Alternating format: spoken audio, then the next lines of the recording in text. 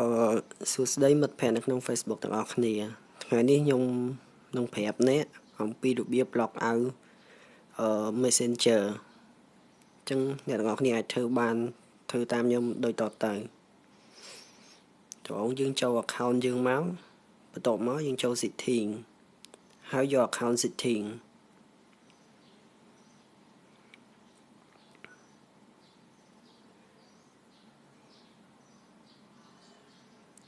សូមចាំ plate ពេលនេះពងដើរបន្ទាប់មកយក security តោះមកយើងអុំមកក្រោមនេះយើងយកនេះកន្លែង active session ហើយចុចលើវាមក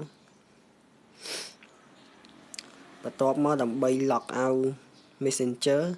យើងចុចលើសញ្ញាខ្វែងនេះសញ្ញាខ្វែងដែលមានអក្សរថា device tab Facebook Messenger iOS ហើយចុចខ្វែងនឹងមក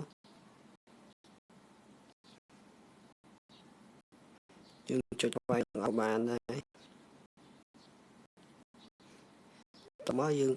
ចុចសញ្ញានេះយើង Messenger យើងចាំមើលវាឲ្យលុប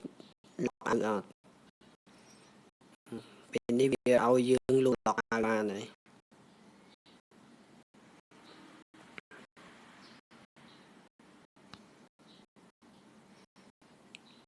បាទអញ្ចឹងសង្ឃឹមថាអ្នកទាំងអស់គ្នាអាចមើលតន់ហើយអាចធ្វើបានទាំងអស់គ្នាបាទនេះឃើញឡើយសាមញ្ញការយល់របស់ខ្ញុំសូមចាប់ប៉ុណ្ណឹងសូមអរគុណ